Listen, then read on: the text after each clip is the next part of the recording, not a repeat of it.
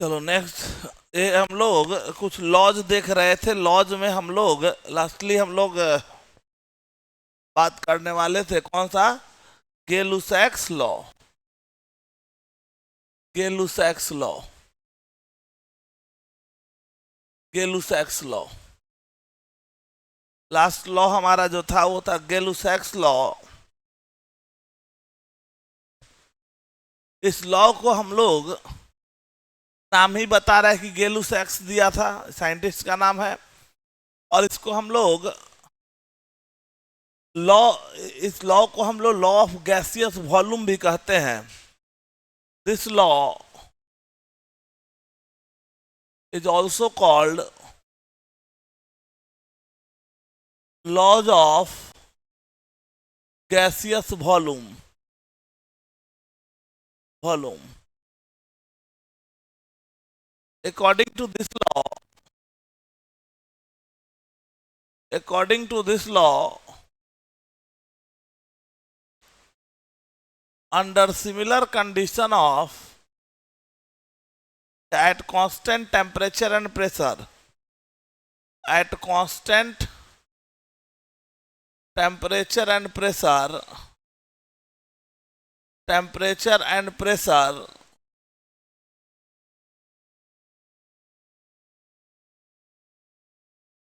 gases reacts with, gases reacts with each other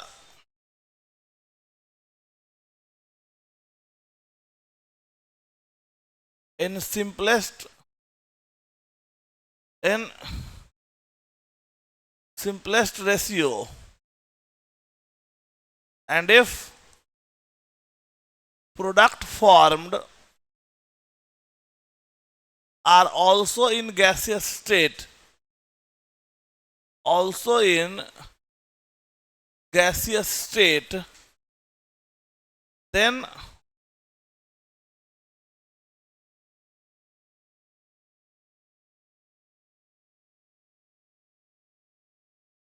simplest ratio in their volume, simplest ratio in their volume, and if product are also in gaseous state, then reactant, all reactant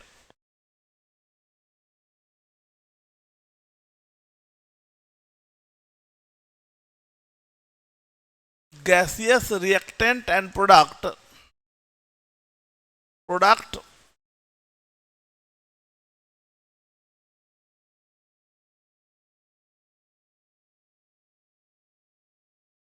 possess a definite or simple ratio of their volume। इस बात को ऐसे समझो, जैसे example के लिए जब H2 gas react किया I2 गैस से या Cl2 गैस से, और यहाँ पे बन गया ट्वाइस HCl गैस बन गया। मतलब क्या, ये भी गैस है, ये भी गैस है, बनने वाला भी गैस है, सब गैसेस स्टेट में है।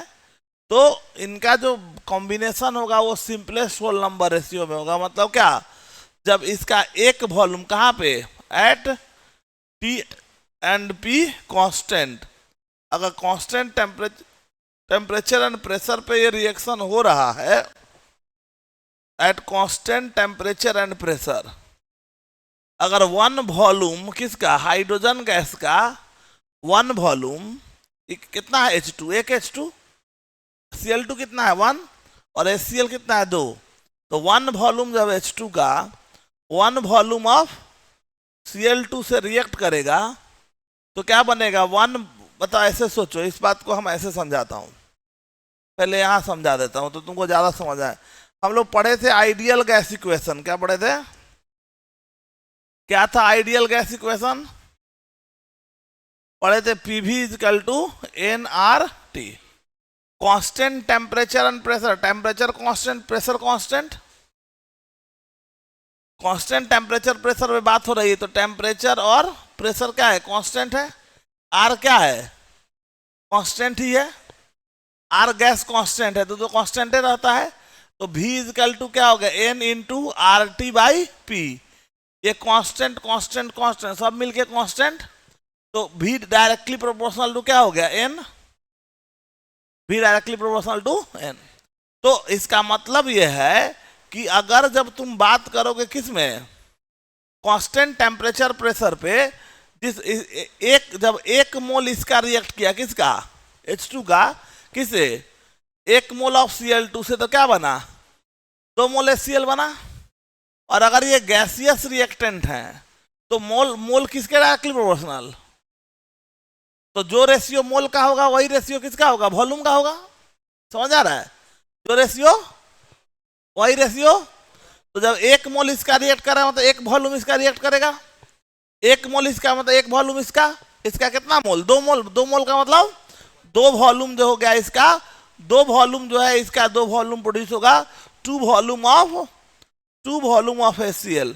वॉल्यूम मतलब लीटर, मान लो कहने का मतलब जब 1 लीटर, इसका मतलब ये हुआ that is 1 litre H2 reacts with किससे, with 1 litre of Cl2 to produce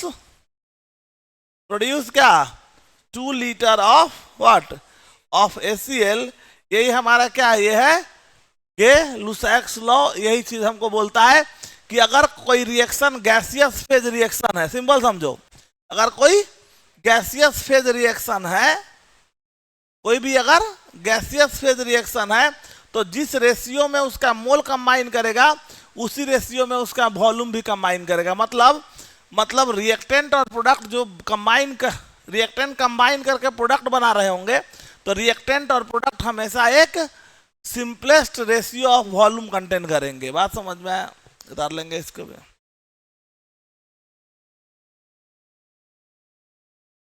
हो गया, ये बात समझ में आया।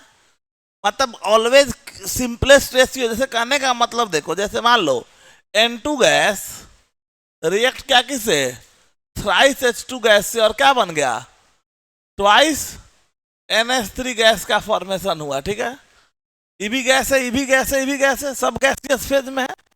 तो इनमें जिस रेशियो में इनका मोल कॉम्बिनेशन होगा उसी रेशियो में इसका वॉल्यूम कॉम्बिनेशन। मतलब क्या, जब एक वॉल्यूम किसका, N2 का, जब इसके कितना से 3 वॉल्यूम ऑफ H2 से कंबाइन करेगा तो इसका कितना बनेगा, 2 वॉल्यूम अमोनिया का फॉर्मेशन होगा। कहने का मतलब ये हुआ कि when 1 litre N2 reacts with किससे, with 3 litre of H2 at constant temperature and pressure, क्या होगा, 2 लीटर ऑफ किसका, ऑफ अमोनिया इज प्रोड्यूस्ड। ये जो होगा 2 लीटर अमोनिया जो होगा वो प्रोड्यूस होगा। क्लियर है बात, ये समझ में आया।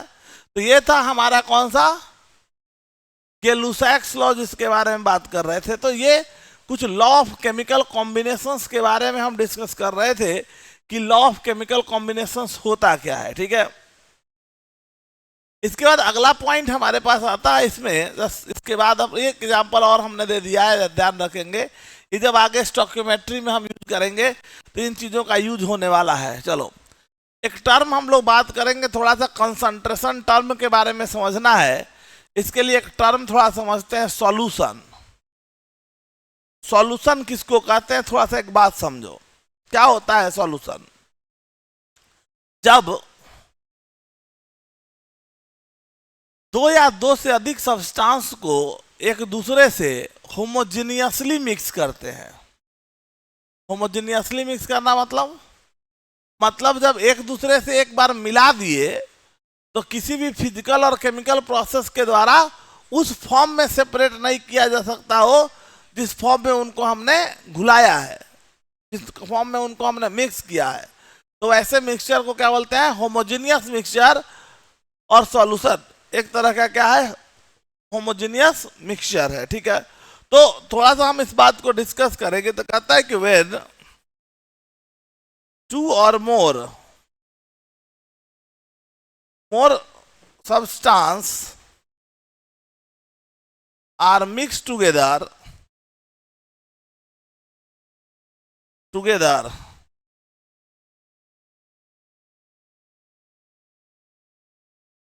in their definite ratio, yeah, homogeneously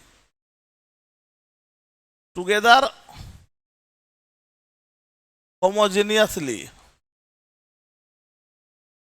then the produced mixture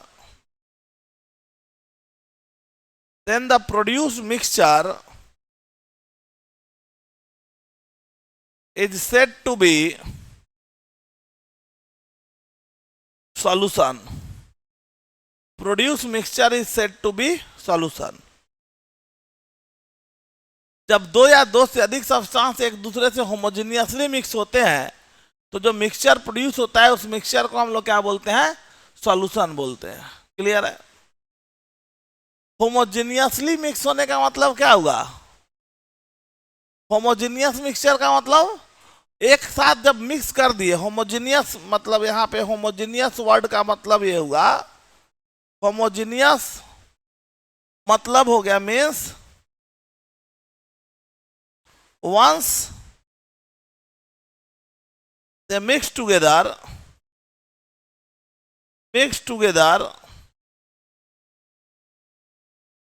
cannot be separated या never be separated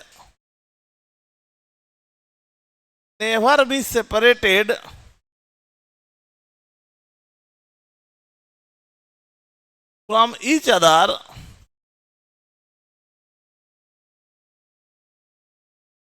in their actual form by any physical and chemical mean। Physical and chemical, किसी भी फिजिकल या केमिकल प्रोसेस के द्वारा उसको उस form में separate नहीं किया जा सकता है जिस फॉर्म में उनको क्या किया गया है, उनको मिक्स किया गया है। तो इसी को बोलते हैं होमोजेनियस। इस बात को ऐसे समझाता हूं, जैसे देखो पानी और चीनी को मिला के तुम क्या बना दिया, सब शरबत बना दिया। क्या बना दिया? तो जब तुम शरबत बना दिया तो अब शरबत का जो मिक्सचर है अब उसमें से कभी पानी और चीनी को अलग कर सकता है? वो कहेगा टावर पकड़ रहा है सब कि हाँ करना ही लेंगे। तो क्या करेगा, तो सर गरमा देंगे।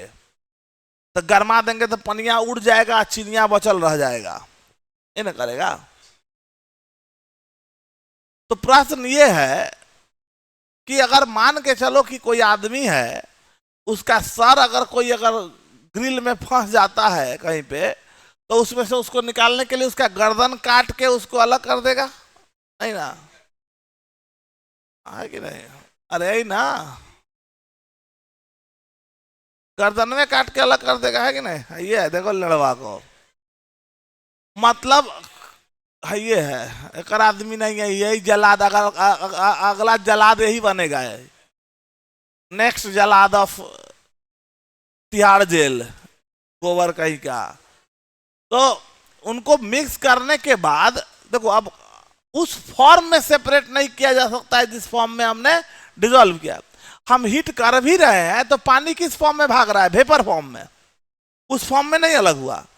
और चीनी जो हम क्रिस्टल फॉर्म में डिसॉल्व किया वो बतासा बचेगा नीचे, नहीं, वो क्रिस्टलाइन फॉर्म लूज कर गया, तो मतलब उसका मुंह कान टूट गया। तो ऐसा सेपरेट करने से क्या फायदा कि जब वो अस्तित्व विहीन हो जाए, है कि नहीं? तो कहने का मतलब है कि जिस फॉर्म में हमने घुलाया है, जिस फॉर्म में हमने, उसी फॉर्म में अगर हम सेपरेट कर पा रहे हैं तो हेट्रोजेनियस है। लेकिन अगर उस फॉर्म में हम उनको सेपरेट कर ही नहीं पा रहे हैं, इसका मतलब है कि वो मिक्सचर हमारा होमोजेनियस है। तो शुगर और वाटर को जब मिक्स किए और क्या बना, शुगर सिरप। क्या बना? मतलब अगर भारी भरकम इंग्लिश में समझना चाहता है तो पानी चीनी लिए चम्मच से ऐसे ऐसे डुला दिए और शरबत बन गया, तो कहेगा ये नहीं मजा आया। तो कड़े समझावे पड़ता है कि when 2 spoon of sugar is taken in a glass with full of water, हाँ, then sugar syrup is produce. तो कहे है वाह जबरदस्त चीज है, तो क्या सर पढ़ाए है कि नहीं, भारी भरकम। अरे बतवा वही होता है लड़ुआ, सब बतवा वही है कि नहीं। तो कहने का मतलब यही हुआ कि एक बार जब मिला दिए तो मिलाने के बाद अगर किसी भी फिजिकल या केमिकल मीन के द्वारा अलग नहीं किया जा रहा है तो उसको हम लोग क्या कर पाएंगे, उसको हम कहेंगे कि वो हमारा होमोजेनियस है। इस कारण से सॉल्यूशन हमारा क्या है, जो भी सॉल्यूशन बनेगा वो एक होमोजेनियस मिक्सचर होता है। मतलब उनको सॉल्यूशन अगर बना दिए हैं तो उनके कंपोनेंट्स आसानी से एक दूसरे से सेपरेट नहीं हो सकते हैं। समझ में आया बात, ये बात सबको क्लियर हो रहा है, ठीक है।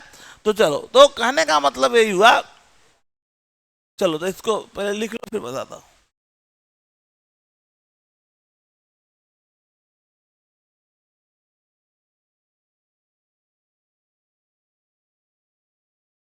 अब सोचो, इस बात को गौर करो। पहला चीज तो ये समझ में आ गया कि सॉल्यूशन कहते किसको है, किसको कहेगा सॉल्यूशन, जब दो या दो से अधिक सब्सटेंस को एक दूसरे से होमोजीनियसली मिक्स करेगा तो जो रिजल्टिंग मिक्सचर प्रोड्यूस होगा उसको क्या बोलेंगे, सॉल्यूशन बोलेंगे। ये समझ में आया, क्लियर है। जितने भी सब्सटेंस को हम मिक्स कर रहे हैं सॉल्यूशन बनाने के समय, उन सारे सब्सटेंस को कलेक्टिवली, पूरे को कलेक्टिवली हम लोग कहते हैं क्या, उसको हम लोग कहेंगे कंसंट्रेशन टर्म, उस करेंगे उसको कंपोनेंट ऑफ सॉल्यूशन कहते हैं। नेक्स्ट पॉइंट करके लिखोगे, substance which get mixed during formation of solution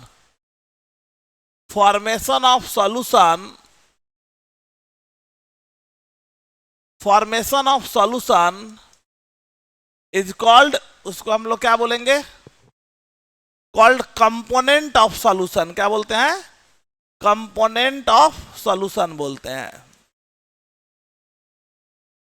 component of solution.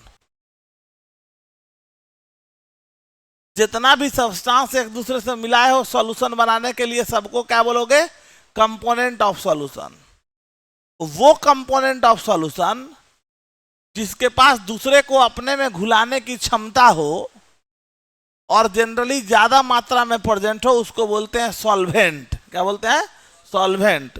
तो those component of solution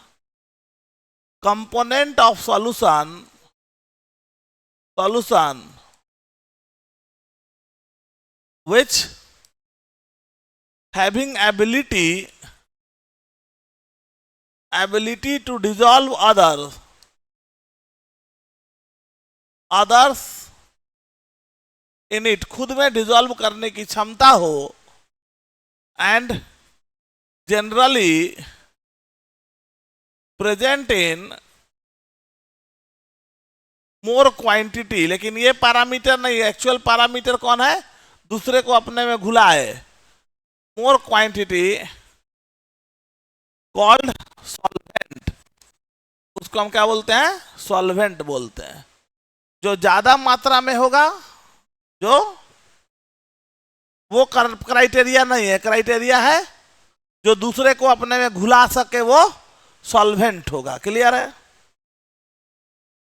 accept solvent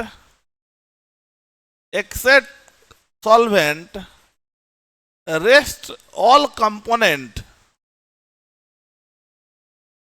all components are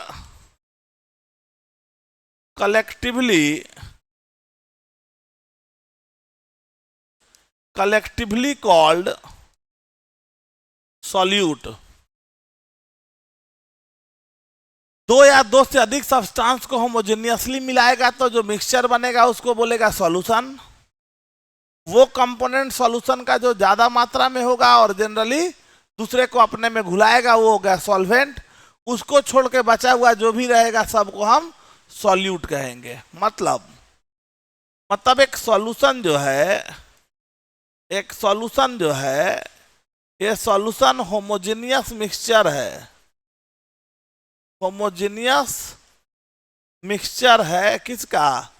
mixture of solute and solvent, solute और solvent का। Solute कौन और solvent कौन? Solvent कौन? तो जो जनरली क्या हो, dissolve others, other in it, अपने में दूसरे को क्या करे, घुला ले। और ई कौन हो? जो दूसरे में डिजॉल्व हो, मतलब ये dissolve in others, dissolve, ability to dissolve, dissolve in others.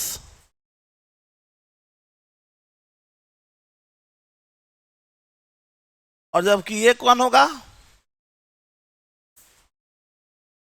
ये होंगे एबिलिटी टू डिजॉल्व,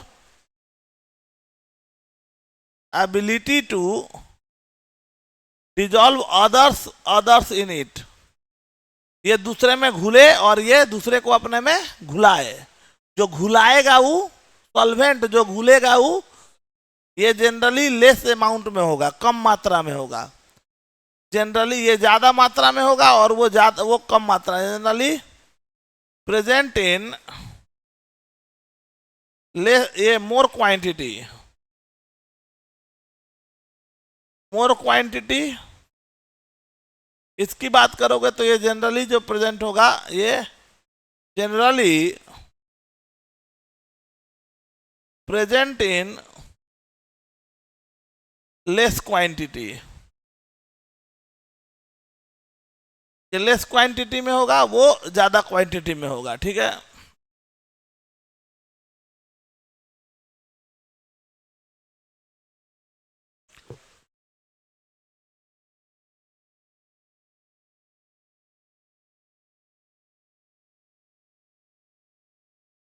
हो गया। तो एक बार फिर से जो रिमार्केबल पॉइंट है जो हमको याद रखना है, जो हमने बोला ये कि क्वांटिटी के कम या ज्यादा होना इंपॉर्टेंट नहीं है। इंपॉर्टेंट क्या है? घुलाने की एबिलिटी। अब सुनना गौर से जो समझा रहा हूं, किसी भी सब्सटेंस को अपने में घुलाने की जो एबिलिटी है, इसको एक्सप्लेन करने के लिए एक पैरामीटर, एक क्वांटिटी का यूज करते हैं जिसको बोलते हैं डाइलेक्ट्रिक कांस्टेंट। क्या बोलते हैं? आगे पढ़ोगे, जब हम केमिकल बॉन्डिंग पढ़ेंगे वहां पे हम डिस्कस करेंगे डाइलेक्ट्रिक कांस्टेंट क्या होता है। तो डाइलेक्ट्रिक कांस्टेंट सिंपल समझो कि ये पोलराइज किसी भी सब्सटेंस के कि वो एबिलिटी होती है जिसके थ्रू वो दूसरे को पोलराइज करके अपने अंदर उसको डिसॉल्व करा लेता है। मतलब जिसके पास, जिसकी डाइलेक्ट्रिक कांस्टेंट की वैल्यू ज्यादा होगी वही दूसरे को अपने में डिसॉल्व करेगा। अभी इतना लाइन याद रखो, क्या समझे? जिसके पास डाइलेक्ट्रिक कांस्टेंट, ये पोलैरिटी से रिलेटेड पॉइंट है, तो डाइलेक्ट्रिक कांस्टेंट आगे हम समझेंगे। अभी सिंपल समझे कि हमने अभी एक वर्ड यूज किया, जो दूसरे को अपने में घुलाएगा वो सॉल्वेंट होगा। तो दूसरे को अपने में घुलाने के लिए क्या होना चाहिए उसके पास?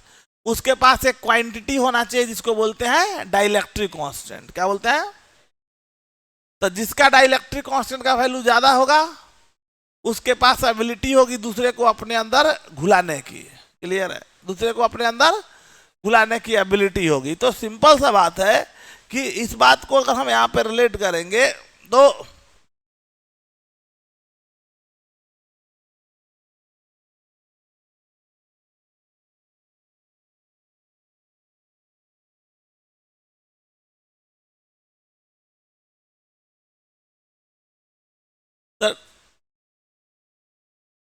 ability, the ability of a solvent to dissolve solutes in it is explained by the help of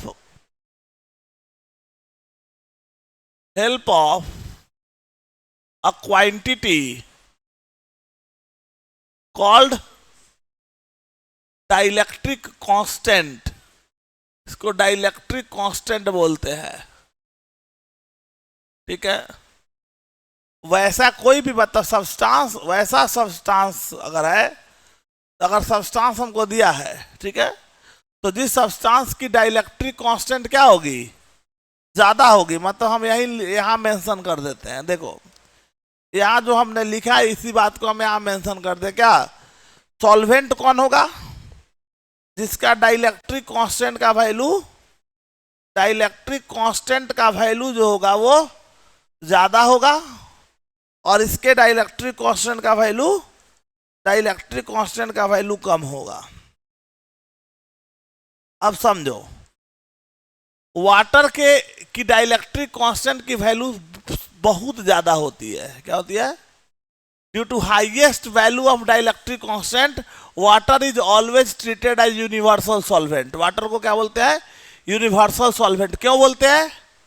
dielectric constant का वैल्यू ज्यादा होता है, ठीक है। तो अभी इस बात को ध्यान रखेंगे कि डाइलेक्ट्रिक अभी लिखा देते हैं, पहले फिर समझोगे। देखो तो water, since water has high value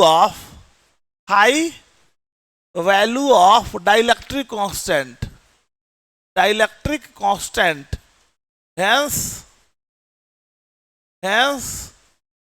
acts as universal solvent. इस कारण से ये यूनिवर्सल सॉल्वेंट की तरह काम करता है। किसकी तरह काम करता है? यूनिवर्सल सॉल्वेंट की तरह काम करता है, एक्ट्स एज यूनिवर्सल सॉल्वेंट, ठीक है। अब यूनिवर्सल सॉल्वेंट की तरह काम करने का मतलब थोड़ा समझो। इसका मतलब है कि ये किसी भी सब्सटेंस को अपने अंदर घुला सकता है। अब जो बात बता रहे वो समझो। जैसे मान लो, अब क्या कंफ्यूजन आएगा, जनरली हम डेफिनेशन ये याद करते हैं कि पानी और चीनी को घुला दिए तो पानी जनरली ज्यादा है, एक गिलास पानी लिए 2 चम्मच चीनी डाल के स्टीयर कर दिए, सॉल्यूशन बन गया।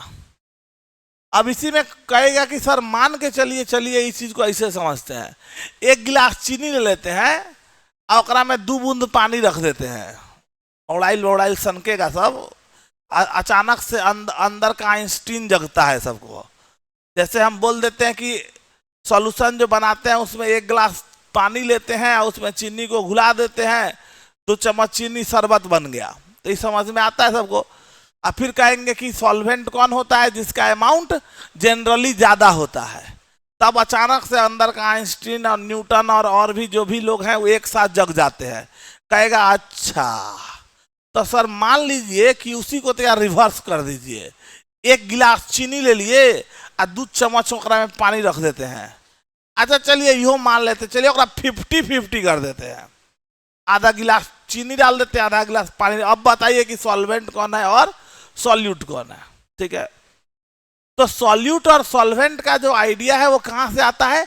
डाइलेक्ट्रिक कांस्टेंट से आता है। किससे आता है? समझ में आ रहा है? अब पानी का डाइलेक्ट्रिक कांस्टेंट चीनी से ज्यादा होता है, पानी का डाइलेक्ट्रिक कांस्टेंट, तो पानी की प्रवृत्ति होगी चीनी को अपने में घुलाने की। समझ आ रहा है बात? तू अब 1 बूंद पानी रखो चाहे 1 बाल्टी पानी रखो, अगर वहां वाटर है तो in which proportion they are mix together doesn't matter, matter is that कि अगर वो मिक्स हुए हैं तो क्योंकि पानी का डाइलेक्ट्रिक कांस्टेंट ज्यादा है, इस कारण से पानी हमेशा सॉल्वेंट की तरह काम करेगा और चीनी हमेशा सॉल्यूट की तरह काम करेगा। ये लाइन सबको समझ में आ गया? इसमें कंफ्यूजन नहीं होना चाहिए। हाँ, जनरली सुनो सब समझ लो इस बात को। जनरली लिक्विड का डाइलेक्ट्रिक कांस्टेंट क्या होता है? ज्यादा होता है। किससे? सॉलिड से। किससे? सॉलिड से लिक्विड का डाइलेक्ट्रिक कांस्टेंट। तो स्वाभाविक है दोनों को मिलाएगा तो क्या होगा? मतलब जब दोनों को मिला देगा तो ज्यादा किसका है होगा? डाइलेक्ट्रिक कांस्टेंट किसका ज्यादा है? वाटर का। लिक्विड का मतलब लिक्विड और सॉलिड को मिला दिया, जनरली लिक्विड का ज्यादा होता है। ठीक है, क्योंकि उसमें पोलैरिटी ज्यादा होगा सॉलिड के कंपैरिजन में। तो इस कारण से लिक्विड हमेशा किसकी तरह ट्रीट किया जाएगा, सॉल्वेंट की तरह। प्रॉब्लम तब आएगा जनरली जब हमारा पानी भी लिक्विड हो, मतलब दो दो सब्सटेंस जो मिक्स किए हैं दोनों लिक्विड हो जाए। जैसे पानी या अल्कोहल दोनों मिला दिए, क्या मिला दिए, पानी में अल्कोहल मिला दिए, ठीक है। अब क्या हुआ, पानी भी लिक्विड है, अल्कोहल भी लिक्विड है। अब उन दोनों में एक दूसरे में कौन किस में घुलेगा, अल्कोहल पानी में। देखो एक बहुत एक्सपीरियंस है तोरा अल्कोहल में पानी घुलाने का, बहुत मूवी देखता है तू, है ये लड़ुआ। तब बिहार में बंद है रे, सब मत सोचेगा रे, मार के सोटिया देगा पुलिस, उठा के ले जाएगा, 2-4 दिन अंदर रखेगा, गंदा गंदा चीज नहीं सोचेगा। है ये है कहने का मतलब ये है, जब भी कोई ये पूछ दे तुमसे कि दो लिक्विड या दो सब्सटेंस को मिला दिए तो कौन किस में घुलेगा, क्या एक्सप्लेनेशन होगा, जिसका डाइलेक्ट्रिक कांस्टेंट ज्यादा होगा वो दूसरे को अपने में घुलाएगा। तो पानी की डाइलेक्ट्रिक कांस्टेंट ज्यादा होती है किससे, अल्कोहल से, तो पानी अल्कोहल को अपने में घुला लेगा। ये क्या एक्सप्लेनेशन देना है, समझ में आ रहा है बात। कुछ नहीं करना है कि टेकिंग 2 स्टिप ऑफ फलानवा एंड 1 ये लेड़ू कहीं का, ज्यादा आइंस्टीन के चोटका नहीं बनेगा सब, ठीक है। चलो उतारो, आइंस्टीन जी का भी नाम यहाँ पे बदनाम होते रहता है तुम लोग के चक्कर में, उतारो जल्दी।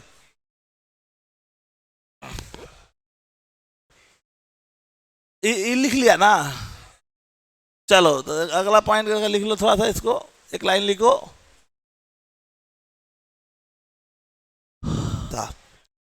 तो ये बात तो समझ में आ गया सबको, क्या समझा, पची हो गया रे,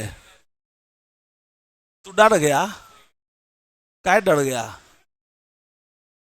ओ अचानक बोल दिए,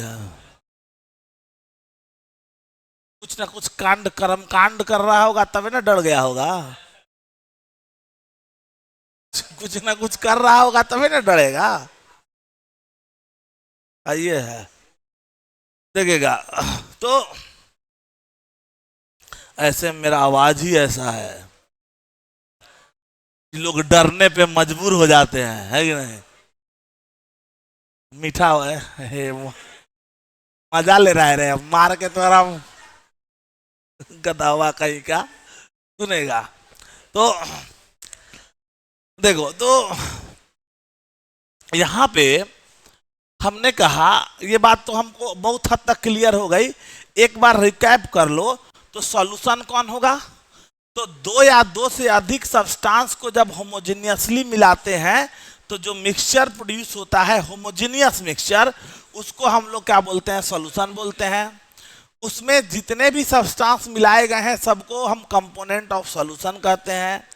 वो कंपोनेंट ऑफ सॉल्यूशन जिसके पास दूसरे को अपने में घुलाने की एबिलिटी होती है, मतलब उसका डाइलेक्ट्रिक कांस्टेंट का वैल्यू ज्यादा है और वो जनरली सॉल्यूशन में ज्यादा मात्रा में पाए जाते हैं, वो सॉल्वेंट होंगे। उसको छोड़ के बचे हुए जितने भी सब्सटेंस हैं सभी को हम लोग क्या बोलते हैं, सॉल्यूट बोलते हैं। इतना लाइन सबको समझ में आ गया होगा, क्लियर है। अब चलो, अब अगली बात, ये जो सॉल्यूट, ये जो हम डिसॉल्व कर रहे हैं, अब समझना इसको। ये कंपोनेंट ऑफ सॉल्यूशन कैसा है, on the basis of number of components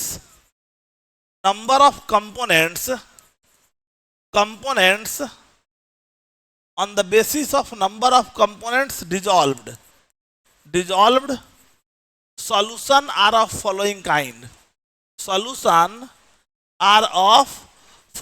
kind, ये सॉल्यूशन जो हमारे होंगे वो अलग अलग तरह के होंगे, ठीक है। ये सॉल्यूशंस जो हमारे हैं वो अलग अलग तरह के होने वाले हैं। पहला, ये किसके अनुसार से हम बात कर रहे हैं, क्लासिफिकेशन ऑफ सॉल्यूशन या काइंड ऑफ सॉल्यूशन की बात कर रहे हैं। हम यहां बात कर रहे हैं काइंड ऑफ सॉल्यूशन। तो सॉल्यूशन का काइंड अगर हम देख रहे हैं तो पहला क्लासिफिकेशन हमारा क्या है, पहला क्लासिफिकेशन का बेसिस काइंड, पहला क्लासिफिकेशन किसके बेसिस पे, कंपोनेंट्स के अनुसार से। किसके अनुसार से, कई गो कंपोनेंट डिसॉल्व है। अगर number of components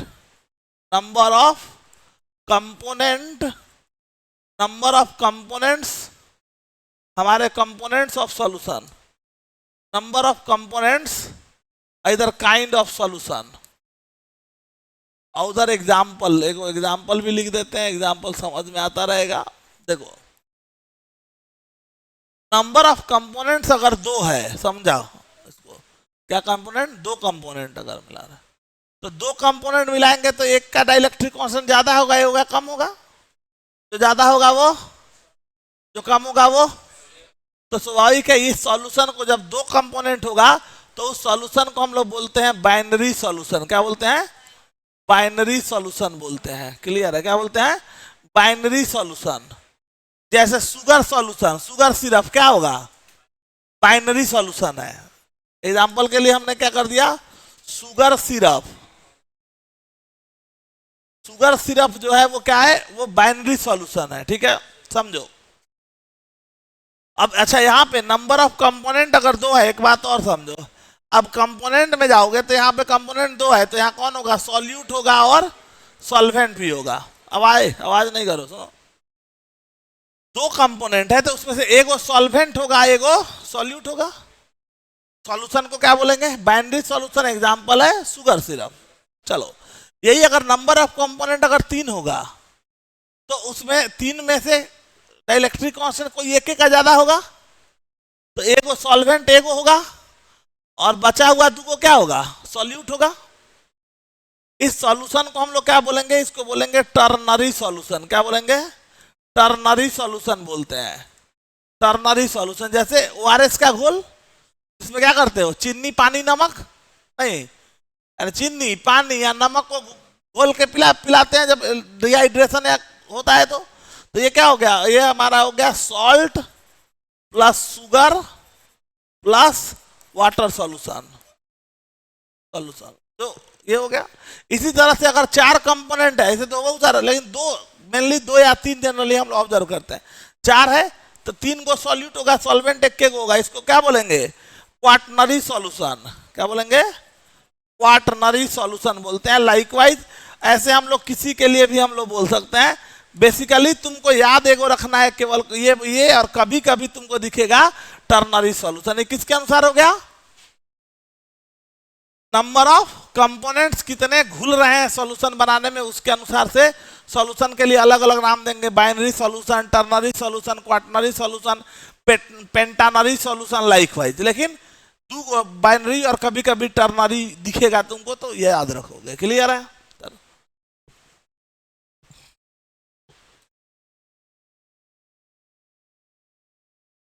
mineral water अपने आप में वो सॉल्यूशन है, मिनरल्स उसमें ऑलरेडी अवेलेबल है, वो प्योर नहीं है, ऑलरेडी एक मिक्सचर है, वो एक ऑलरेडी एक सॉल्यूशन है। हाँ तो पानी सेम वाटर रह गया तब तो उसका संरचना चेंज थोड़ी हुआ, कंपोजिशन थोड़ी चेंज हुआ, तो वाटर ना रह गया तो फिर लॉ ऑफ डिफिनिट प्रोपोर्शन, तब तो लॉ ऑफ डिफिनिट प्रोपोर्शन हो गया, लॉ ऑफ कौन, हाँ डिफिनिट प्रोपोर्शन हो गया। वाटर भी वाटर है, ये भी वाटर है, तो वाटर वाटर तो वाटर ही ना रह गया, तो उसमें वाटर है तो हाइड्रोजन ऑक्सीजन का रेशियो 1:8 है, वही है।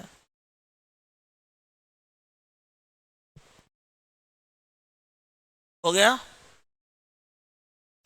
ये पहला क्लासिफिकेशन का बात हो गया। ठीक है, अच्छा एक बात और समझोगे, थोड़ा सा और समझाता हूं। कौन किसको अपने में घुला रहा है, सॉल्यूट और सॉल्वेंट में, सॉल्वेंट सॉल्यूट को अपने में घुलाता है। अब एक बात समझोगे, सॉल्यूट भी हमारा सॉलिड लिक्विड गैस कुछ भी हो सकता है, सॉल्वेंट भी हमारा सॉलिड लिक्विड गैस कुछ भी हो सकता है। ठीक है, सॉल्यूट और सॉल्वेंट दोनों जो है वो कोई भी सॉल्यूट और सॉल्वेंट फॉर्म में एग्जिस्ट कर सकते हैं। मतलब both solute and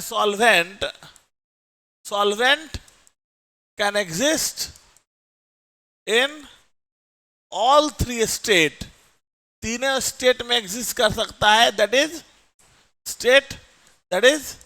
solid, liquid और गैस। सॉलिड, लिक्विड या गैस के फॉर्म में ये एग्जिस्ट कर सकता है, ठीक है। सॉलिड, लिक्विड और गैस के फॉर्म में एग्जिस्ट कर सकता है। अब इसमें अगर तुम गौर करके चलोगे तो इसमें क्या होगा, तो अब ये मतलब सॉलिड भी सॉल्यूट भी सॉलिड लिक्विड गैस हो सकता है, सॉल्वेंट भी सॉलिड लिक्विड गैस कुछ भी हो सकता है। अच्छा, जिसको दूसरे को अपने में घुलाने की एबिलिटी होगी उसके अनुसार ही वो पूरा सॉल्यूशन डिफाइंड होगा। मतलब the state of solution always depends upon the state of solute. Solute का स्टेट ऑफ सॉल्वेंट, जैसा सॉल्वेंट दिखेगा, जैसे पानी और चीनी को मिला के शरबत बना दिया, किसी भी प्रोपोर्शन में मिलाएगा, अगर उस सॉल्यूशन फॉर्म में जा रहा है तो वो क्या होगा, वो लिक्विड फॉर्म में जाएगा। समझ आ रहा है? तो इस पॉइंट को, एक पॉइंट को लिख लोगे, the state of solution always depends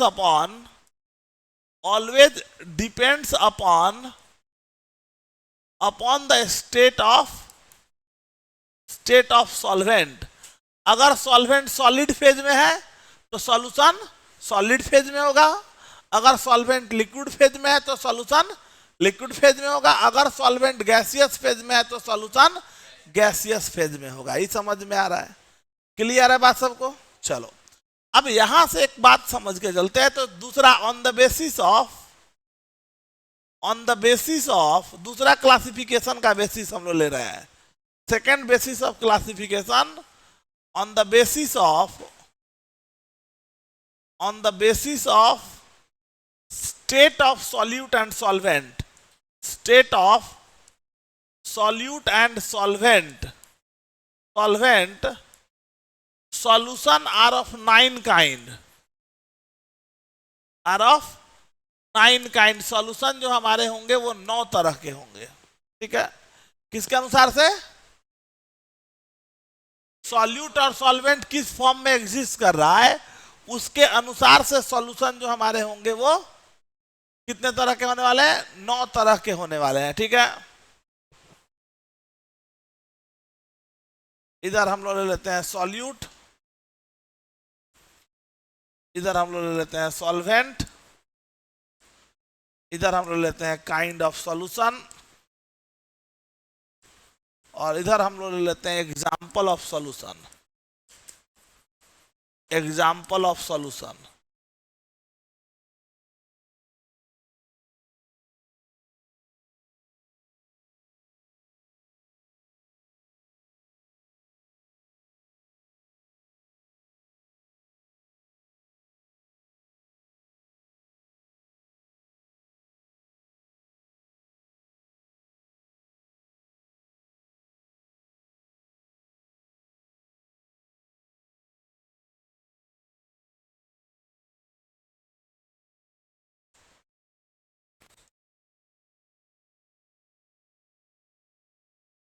ठीक है,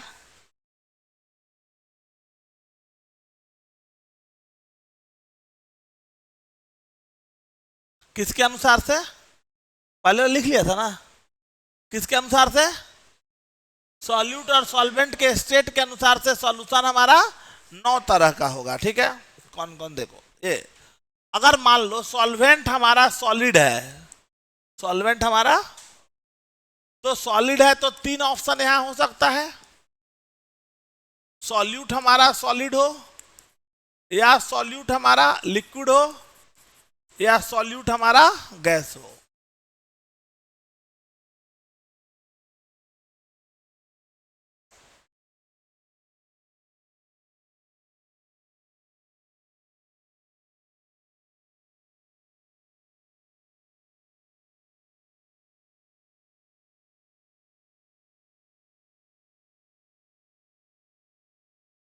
दूसरा, अगर सॉल्वेंट हमारा लिक्विड हुआ, सॉल्वेंट हमारा, तो हमारा सॉल्यूशन भी क्या होगा? 3 तरह का होगा। कौन कौन? सॉलिड, लिक्विड और गैस। सॉल्यूट फिर से हम ले सकते हैं, मतलब पॉसिबिलिटीज हम तुमको समझा रहे हैं। फिर ये हमारा या तो सॉलिड हो सकता है, या ये हमारा लिक्विड हो सकता है, या ये हमारा गैस हो सकता है, ठीक है। अब आ जाओ, सेम चीज रिपीट कर देते हैं इधर पे। फिर तीसरा अगला ऑप्शन क्या हो सकता है, तो यहां पे सॉल्वेंट हमारा गैस हो तो भी तीन ऑप्शन हो सकता है। क्या, ये सॉल्यूट हमारा सॉलिड हो, या हमारा लिक्विड हो, या हमारा गैस हो। तो सॉल्यूशन की पॉसिबिलिटी कितनी हो गई, बोलो कितने तरह का सॉल्यूशन हो गया, 9 तरह का हो गया कि नहीं, 9 तरह का सॉल्यूशन का पॉसिबिलिटी हो गया कि नहीं हुआ। और करके देखो तो यहाँ पे सॉल्यूशन की जो पॉसिबिलिटी हो गई वो कितने तरह की हो गई, 9 तरह की पॉसिबिलिटी हो गई। समझ आ रहा है सबको, समझो इसको। अब अगर सॉल्वेंट सॉलिड होगा तो सॉल्यूशन किस स्टेट में होगा, सॉलिड में। तो इस सॉल्यूशन, ये हमारा सॉल्यूशन कौन होगा, ये हमारा सॉलिड सॉल्यूशन होगा। कौन होगा, solid solution, solid solution, solid solution, ये भी सॉलिड सॉल्यूशन, सॉलिड सॉल्यूशन। अगर सॉल्वेंट लिक्विड होगा तो सॉल्यूशन क्या होगा, लिक्विड स्टेट में होगा, liquid solution, liquid solution, liquid solution. अगर ये गैसियस स्टेट में होगा तो क्या होगा, gaseous solution, gaseous solution,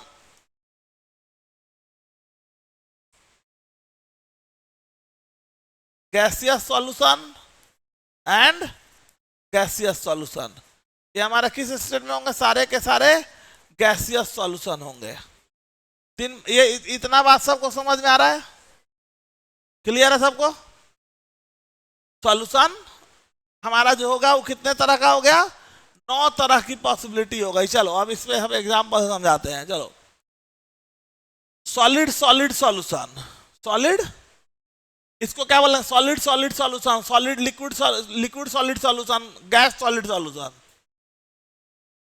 solid solid, liquid solid, gas solid, फिर solid liquid, liquid liquid, gas liquid, solid gas, liquid gas, gas gas. कितना तरह का पॉसिबिलिटी, 9 तरह का हो गया।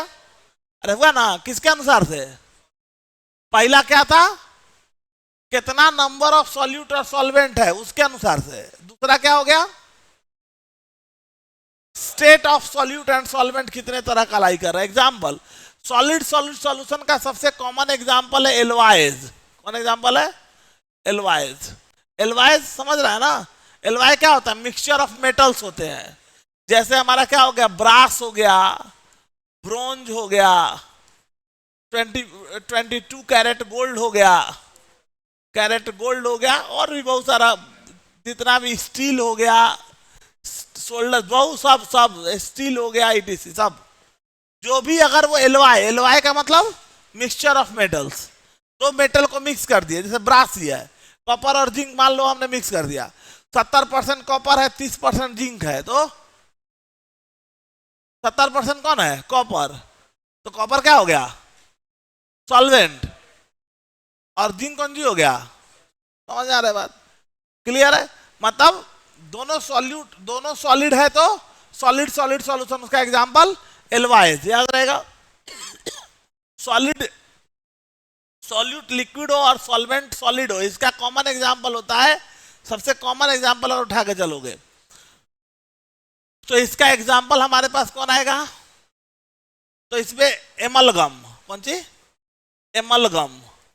एमलगम से बबलगम वाला फीलिंग नहीं लेगा, बबलगम मुंह में पूरे नहीं, आजकल पहले देखता था मुंह में रख लेता था, चिबा रहा है बकरी की तरह, वाँव वाँव कर रहा है, ओकरा बाद फुला दे रहा है, ओकरा तो चमड़ा होता है, उसका मुंह सब खराब हो जाएगा, कैंसर उन्सर हो जाएगा मुंह में, उसे मत खाना। समझ आ रहा है, बबलगम नहीं, बबलगम फीलिंग नहीं लाएगा। एमलगम अलग चीज हो गया, बबलगम अलग हो गया। जैसे ही तो नहीं फीलिंग आता है तो एकदम तड़ाक से ओकरा जोड़ देता है, चाहे वो कुछ हो रहा है, घसेड़ देता है, कुछ से कुछ लिख देता है सब। एमलगम एक्चुअली में कभी भी याद रखेगा, जब किसी भी सब्सटेंस को मरकरी के साथ मिक्स किया जाता है, किसके साथ, तो उसको हम एमलगम वर्ड यूज करते हैं। क्या बोलते हैं, जैसे जिंक एमलगम, एग्जांपल के लिए हम कहेंगे जिंक एमलगम। जैसे एग्जांपल के लिए हमने कहा zinc amalgam, amalgam, zinc amalgam क्या हो गया, तो जिंक और प्लस उसमें हो गया Hg, मरकरी, ठीक है। हमने कह दिया डेंटल एमलगम। पहले देखेगा दांत उत, जब अब तो सिरेमिक्स बहुत सारा आ गया, पहले दांत उत नहीं होता था, दांत किसी का खराब हो जाता था तो दांत में सब चांदी गढ़वाता था, नहीं देखेगा कितना सोना तोनी के चले तो हीरा उरा डायमंड उमंड गढ़वा लेते, पता चला साफ हो गए। डायमंड ने डायमंड खोस लिए दांत में, पता चला खाना चिबाते चिबाते चल गया एलिमेंट्री कैनाल में, और इतना कड़ा होता है पूरा एलिमेंट्री कैनाल फाड़ उड़ के बैठ जाता, सब सोना सोने में रह जाएगा, सब डायमंड डायमंड में अपने डायमंड बन जाओगे, चमकता हुआ सितारा ऊपर जाके चमकोगे रात में, है कि नहीं। तो बेसिकली वहां पे क्यों यूज किया जाता था थोड़ा समझेगा। डेल्टल एमलगम एल गुबरा लगा रिसर्च करना कि कैसे दांत में खोसवाए सुनेगा। तो जो यूज करते हैं ना उसमें क्यों यूज किया जाता है मरकरी, क्योंकि वो हार्ड होगा, मेटल है तो हार्ड होगा। मरकरी के साथ मिक्स करने से क्या होता है कि जब हम चबाएंगे, अब मान लो हार्ड है तो चबाएंगे तो क्या होगा, वो तो अगर कंप्रेस नहीं होगा तो क्या होगा, जहां भी रहेगा वहां पे वो क्या होगा, ढीला होकर गिर सकता है। तो उसके लिए उसमें मलगम, उसमें मरकरी मिक्स किया जाता है कि चबाने पे वो क्या फैल जाए, फैल अगर थोड़ा फैले तो जहां है वहां पे वो एडजस्ट होके अवेलेबल रहे, ठीक है। तो इस कारण से मिक्स किया जाता है। तो डेंटल एमलगम, एक एग्जांपल और लिख देते हैं, डेंटल एमलगम। डेंटल एमलगम क्या हो गया, एजी विथ एचजी, ठीक है, गोल्ड विथ एचजी, ये सब क्या हो गए, एमलगम हो गए। गैस विथ सॉलिड, कुछ कुछ मेटल्स ऐसे होते हैं जैसे प्लैटिनम, प्लैटिनम, निकेल, इस ग्रुप के जितने भी मेटल होते हैं वो उसका जो ऊपर का सरफेस होता है वो पोरस होता है। पोरस का मतलब कि वो अपने ऊपर लाके गैस को आसानी से एब्जॉर्ब करा सकता है। मतलब कुछ ऐसे मेटल्स होते हैं जो गैस को अपने ऊपर लाके क्या कर लेते हैं, एब्जॉर्ब कर लेते हैं, ठीक है। तो ये इसमें कौन एग्जांपल हो गया, जैसे H2 with PT, H2 with PD, H2 with Na, ये सब मेटल्स हैं। और मेटल्स जैसे ही मेटल्स को, जैसे हाइड्रोजन, एक बोतल लिए उसमें हाइड्रोजन गैस भर दिए और उसमें प्लैटिनम डाल दिए, तो हाइड्रोजन गैस प्लैटिनम का जो ऊपर का जो सरफेस होता है उस पर जाके डिपोजिट हो जाता है, उस पर जाके एब्जॉर्ब हो जाता है। तो मिक्सचर किसका हो गया, सॉलिड और गैस का। तो इसको क्या बोलेंगे, गैस सॉलिड सॉल्यूशन बोलेंगे। समझ में आया बात, ये तीनों एग्जांपल क्लियर है। ये एग्जांपल ले जाओ, सॉलिड लिक्विड तो ऑलरेडी जानता है कौन चीज, sugar, sugar syrup. Liquid, liquid का example,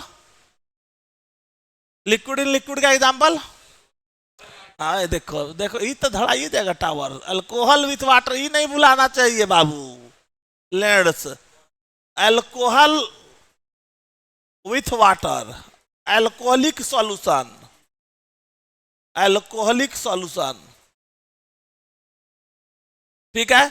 gas in water, gas in water, gas in liquid, soda water, carbonated water, कौन सा, कार्बोनेट, कॉमन एग्जांपल कौन सा, कार्बोनेटेड वाटर। कार्बोनेटेड वाटर मतलब ये कौन सा, CO2 with water, carbonated water, ठीक है।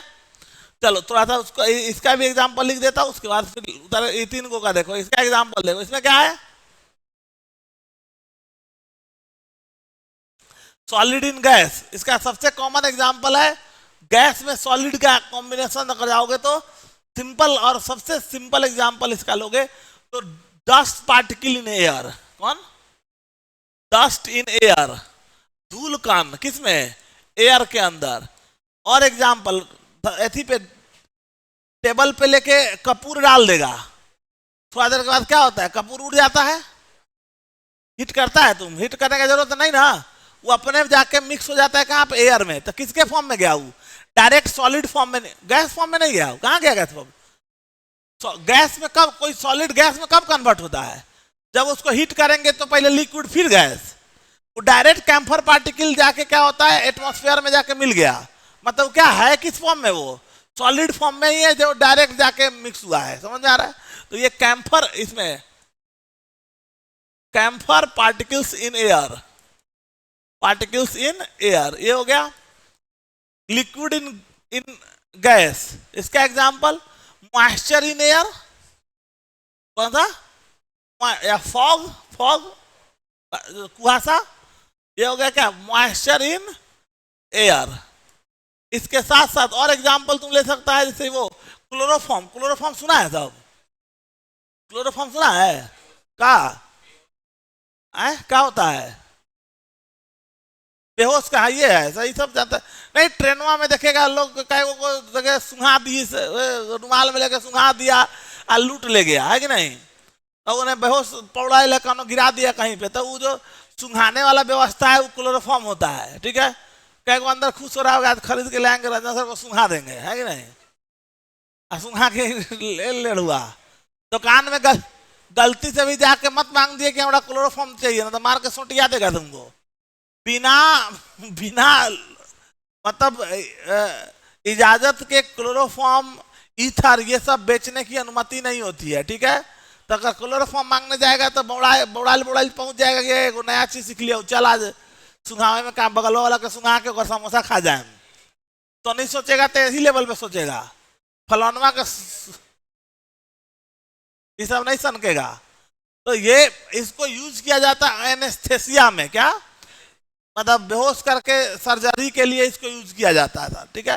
पहले क्लोरोफॉर्म यूज होता था, अब उसको चेंज किया गया। प्रॉब्लम क्या होता था कि मान लो डॉक्टर गया सुंघाने, गलती से सुंघा दिया ज्यादा, तो चल गया वो पहलामपुर गया साफ, उठबे नहीं किया ऑपरेशन थिएटर में, पता चला कि गए थे ऑपरेशन करे, सुंघा के मार दिए, है कि नहीं?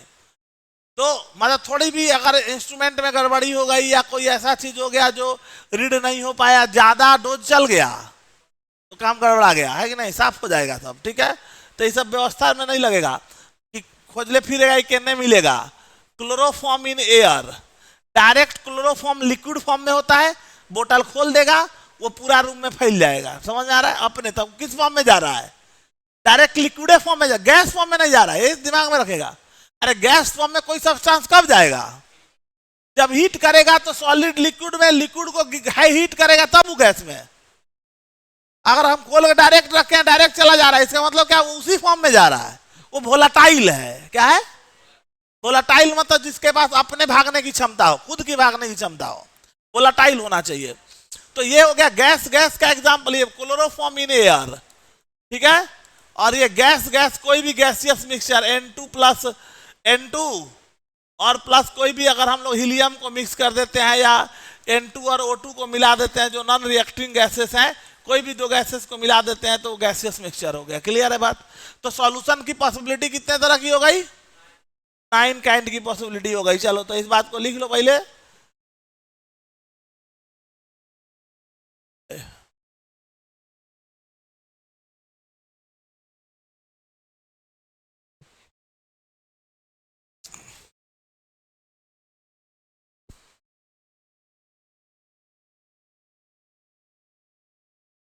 बहुत लोग पे ऐसा कुछ नहीं है, कंसंट्रेशन उसका क्या कंसंट्रेशन दे रहा है उस पर डिपेंड करता है। अब मान ले जो खुदे स्मैकर है, रोज सूंघले है, सूंघते रहता होगा, कुछ कुछ सूंघ रहा है, रोज मार ले रहा है, पाउच मार के घूम रहा है, तो है खुश जो होता है।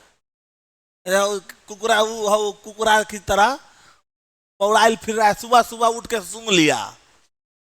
नहीं, आजकल देख रहा है कि बहुत, जब से बिहार में बंद हुआ है तब से वो आजकल एगो कौन सुलेशन की कोची है, वो जो भी है व्हाइट वाला कुछ व्हाइटनर, हाँ, उसका बड़ी बिक्री का तो सुनते हैं बढ़ गया है। का है तो सूंघते फिरता है सब, अब वो मान के चलो वही सूंघ रहा है वो, तो सूंघले है वो ऐसा ही इतना दिमाग में भरा हुआ है कि छोटा मोटा अमाउंट लेने से कोई मतलब कई को तो नहीं आया, कई को मतलब कोई सुना नहीं होगा, तो कहीं सूंघ लेगा तो बेहोश हो जाएगा।